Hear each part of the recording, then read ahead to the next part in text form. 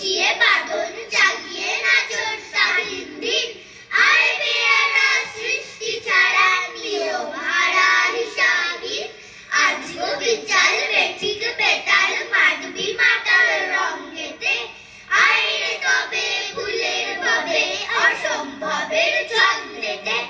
কবি সুকুমার রায় জন্মগ্রহণ করেছিলেন 1887 সালের 30 অক্টোবর।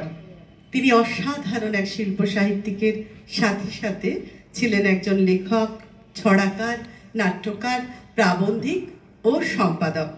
তিনি মূলত শিশু সাহিত্যের অন্যতম লেখক হিসাবে আমাদের কাছে বিশেষভাবে পরিচিত। ভয় পেও না, ভয় পেও না, তোমায় আমি মারব না, সত্যি বলছি, কুস্তি করে তোমার সঙ্গে পারব না।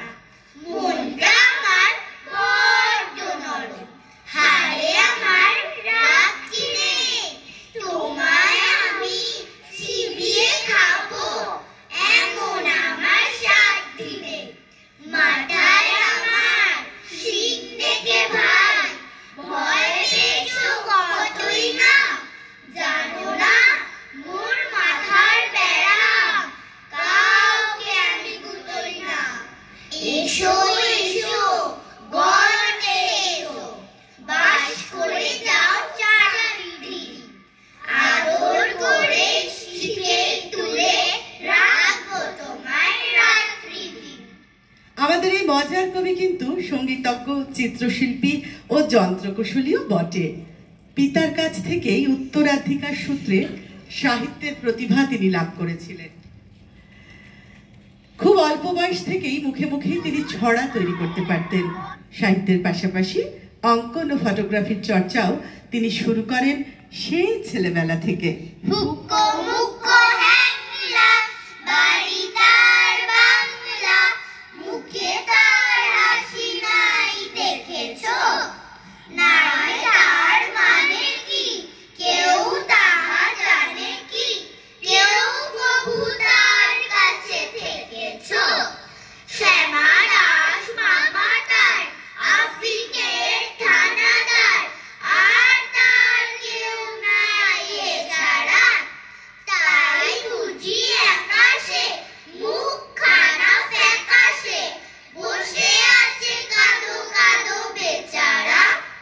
থপ থপ পায়ে সে নাচতো যে আয়েসে, গাল ভরা ছিল তার ফুর্তি, গাইতো সে সারাদিন সারে গামা টিম টিম, আহ্লাদে গদো গদো মূর্তি।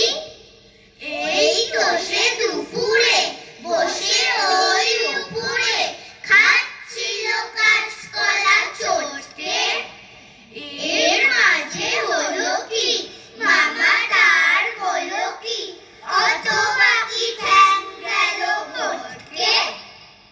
স্কুলে পাঠরত অবস্থাতেই ছোটদের হাসির নাটক ও অভিনয় শুরু করেন আমাদের এই প্রিয় কবি। বন্ধুদের সহযোগে তিনি গড়ে তোলেন ননসেন্স ক্লাব।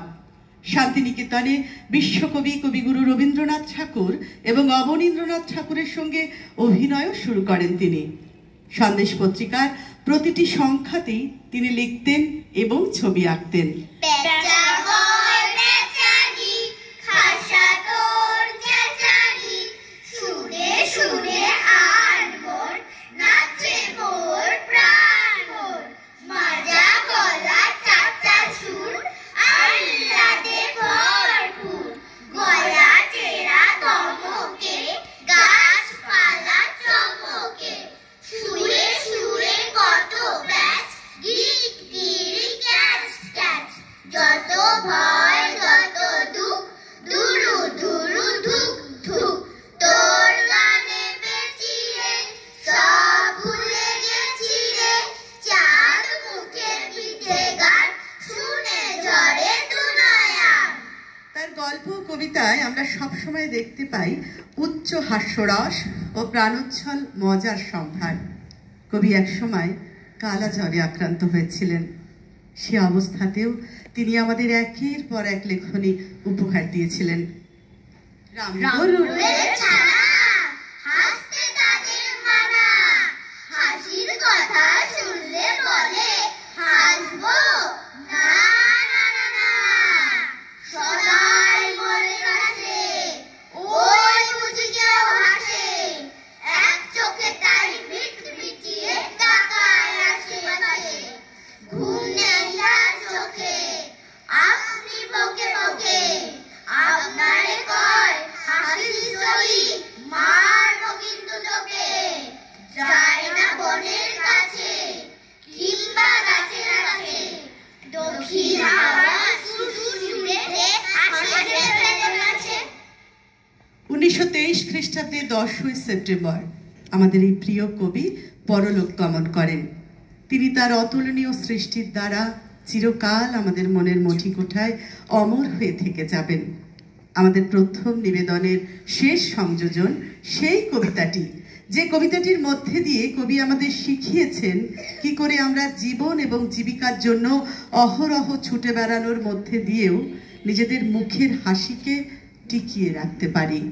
হাসছি মোরা, হাসছি দেখো, হাসছি মোরা আল্লাদি, তিনজনেতে যাত্রা করে ফোকলা হাসির পাল্লা দি, হাসতে হাসতে হাসতে দাদা, হাসছি আমি, হাসছে ভাই, হাসছে কেন কেউ জানে না, হাসছে হাসি হাসছি তাই, ভাবছি মনে হাসছি কেন, থাকবো হাসি ত্যাগ করে, ভাবতে গিয়ে ফিকিয়ে ফেলছি এসে ব্যাক করে, পাচ্ছে হাসি চাইতে গিয়ে, পাচ্ছে হাসি চোখ বুঝে, পাচ্ছে হাসি চিমটি কেটে নাকের ভেতর নখ গুজে, হাসছি দেখে চাঁদের কলা জোলার মাকু জেলের দাঁড়, নৌকা মানুষ পিঁপড়ে মানুষ রেলের গাড়ি রেলের ভার, পড়তে গিয়ে ফেলছি এসে কমাচ্ছে থেকে, উঠছে হাসি